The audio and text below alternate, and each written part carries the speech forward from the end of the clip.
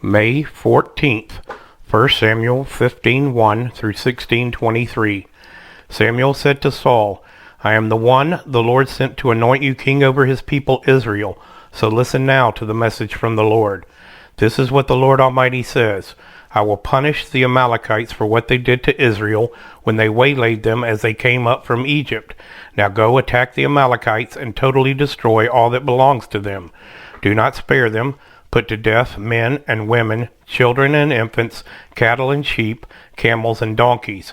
So Saul summoned the men and mustered them at Telaim, 200,000 foot soldiers and 10,000 from Judah. Saul went to the city of Amalek and set an ambush in the ravine. Then he said to the Kenites, Go away, leave the Amalekites, so that I do not destroy you along with them. For you showed kindness to all the Israelites when they came up out of Egypt. So the Kenites moved away from the Amalekites. Then Saul attacked the Amalekites all the way from Havilah to Shur near the eastern border of Egypt. He took Agag, king of the Amalekites, alive, and all his people he totally destroyed with the sword. But Saul and the army spared Agag and the best of the sheep and cattle, the fat calves and lambs, everything that was good. These they were unwilling to destroy completely, but everything that was despised and weak they totally destroyed. Then the word of the Lord came to Samuel. I regret that I have made Saul king, because he has turned away from me and has not carried out my instructions. Samuel was angry, and he cried out to the Lord all that night. Early in the morning Samuel got up and went to meet Saul, but he was told, Saul has gone to Carmel, and there he has set up a monument in his own honor, and has turned and gone on down to Gilgal. When Samuel reached him, Saul said, The Lord bless you, I have carried out the Lord's instructions. But Samuel said, What then is this bleating of sheep in my ears? What is this lowing of cattle that I hear?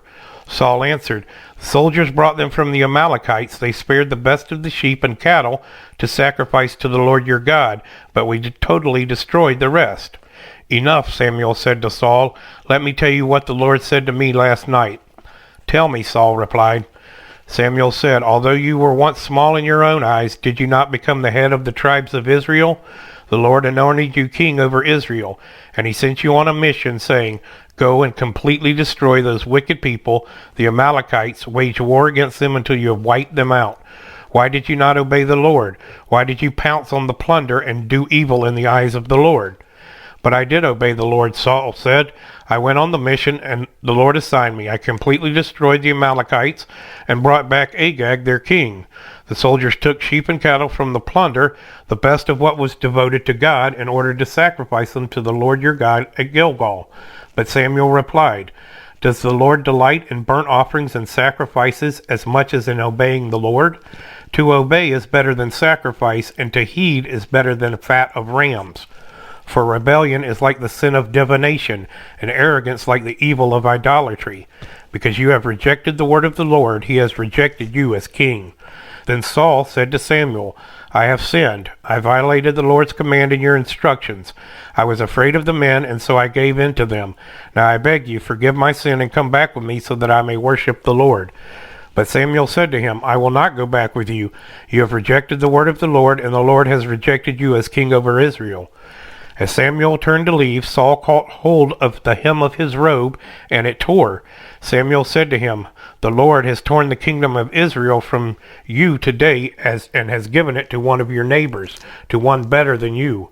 He who is the glory of Israel does not lie or change his mind, for he's not a human being that he should change his mind. Saul replied, I have sinned, but please honor me before the elders of my people and before Israel. Come back with me so that I may worship the Lord your God. So Samuel went back with Saul, and Saul worshipped the Lord. Then Samuel said, Bring me Agag, king of the Amalekites.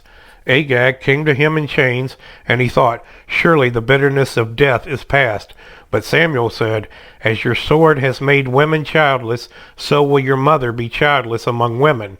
And Samuel put Agag to death before the Lord at Gilgal. Then Samuel left for Ramah, but Saul went up to his home in Gibeah of Saul. Until the day Samuel died, he did not go to see Saul again, though Samuel mourned for him. And the Lord regretted that he had made Saul king over Israel.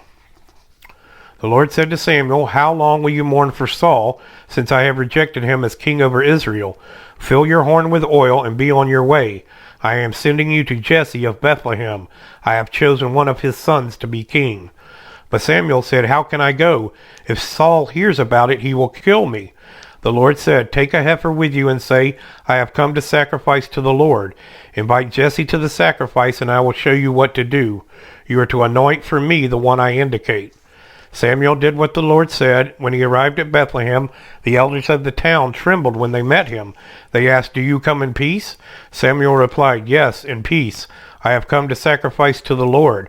Consecrate yourselves and come to the sacrifice with me." Then he consecrated Jesse and his sons and invited them to the sacrifice. When they arrived, Samuel saw Eliab and thought, "Surely the Lord's anointed stands here before the Lord." But the Lord said to Samuel, "Do not consider his appearance or his height, for I have rejected him. The Lord does not look at the things people look at. People look at the outward appearance, but the Lord looks at the heart." Then Jesse called Abinadab and had him pass in front of Samuel. But Samuel said, "The Lord has not chosen this one either." Jesse then had Shammah pass by, but Samuel said, "Nor has the Lord chosen this one." Jesse had 7 of his sons pass before Samuel, but Samuel said to him, "The Lord has not chosen these." So he asked Jesse, "Are these all the sons you have?" "There is still the youngest," Jesse answered. "He is tending the sheep." Samuel said, "Send for him. We will not sit down until he arrives." So he sent for him and had him brought in. He was glowing with health and had a fine appearance and handsome features. Then the Lord said, "Rise and anoint him. This is the one." So Samuel took the horn of oil and anointed him in the presence of his brothers, and from that day on the Spirit of the Lord came powerfully upon David. Samuel then went to Ramah. Now the Spirit of the Lord had departed from Saul, and an evil spirit from the Lord tormented him. Saul's attendants said to him, "See, an evil spirit from God is tormenting you. Let our Lord command his servants here to search for someone who can play the lyre. He will play when the evil spirit from God comes on you, and you will feel better." So Saul said to his attendants, "Find someone who plays well and bring him to me." One of the servants answered, "I have seen a son of Jesse of Bethlehem who knows how to play the lyre. He is a brave man and a warrior. He speaks well and is a fine-looking man, and the Lord is with him." Then Saul sent messengers to Jesse and said, "Send me your son David, who is with the sheep." So Jesse took a donkey loaded with bread, a skin of wine, a young goat, and sent them with his son David to Saul. David came to Saul and entered his service. Saul liked him very much, and David became one of his armor-bearers. Then Saul sent word to Jesse, saying, "Allow David to remain in my service, for I am pleased with him." Whenever the Spirit from God came on Saul, David would take up his lyre and play. Then relief would come to Saul, he would feel better, and the evil spirit would leave him. John 7:53 through 8:20. The earliest manuscripts and many other ancient witnesses do not have John 53 through 8:11. A few manuscripts include these verses wholly or in part after John 36, John 21:25, Luke 21:38, or Luke 24:53. Then they all went home, but Jesus went to the Mount of Olives. At dawn he appeared again in the temple courts where all the people gathered around him, and he sat down to teach them. The teachers of the law and Pharisees brought in a woman caught in adultery. They made her stand before the group and said to Jesus, "Teacher, this woman was caught in the act of adultery, and the law of Moses commanded us to stone such women. Now what do you say?" They were using this question as a trap in order to have a basis for accusing him. But Jesus bent down and started to write on the ground with his finger. When they kept on questioning him, he straightened up and said to them, "Let any one of you who is without sin be the first to throw a stone at her." Again he stooped down and wrote on the ground. At this, those who heard began to go away one at a time, the older ones first, until only Jesus was left, with the woman still standing there. Jesus straightened up and asked her, "Woman, where are they? Has no one condemned you?" "No one, sir," she said. "Then neither do I condemn you," Jesus declared. "Go now and leave your life of sin." When Jesus spoke again to the people, he said, "I am the light of the world. Whoever follows me will never walk in darkness, but will have the light of life." The Pharisees challenged him, "Here you are appearing as your own witness. Your testimony is not valid." Jesus answered, "Even if I testify on my own behalf, my testimony is valid, for I know where I came from and where I am going. But you have no idea where I come from or where I am going. You judge by human standards. I pass judgment on no one. But if I do judge, my decisions are true, because I am not alone. I stand with the Father who sent me. In your own law it is written that the testimony of two witnesses is true. I am one who testifies for myself. My other witness is the Father who sent me. Then they asked him, Where is your Father? You do not know me or my Father, Jesus replied. If you knew me, you would know my Father also. He spoke these words while teaching in the temple courts near the place where the offerings were put.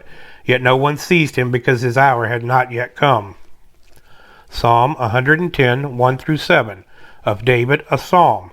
The Lord says to my Lord, Sit at my right hand until I make your enemies a footstool for your feet. The Lord will extend your mighty scepter from Zion, saying, Rule in the midst of your enemies. Your troops will be willing on your day of battle. Arrayed in holy splendor, your young men will come to you, like dew from the morning's womb. The Lord has sworn and will not change his mind. You are a priest forever in the order of Melchizedek. The Lord is at your right hand. He will crush kings on the day of his wrath. He will judge the nations, heaping up the dead and crushing the rulers of the whole earth. He will drink from a brook along the way, and so he will lift his head high. Proverbs 15, 8 through 10. The Lord detests the sacrifice of the wicked, but the prayer of the upright pleases him. The Lord detests the way of the wicked, but he loves those who pursue righteousness. Stern discipline awaits anyone who leaves the path. The one who hates correction will die.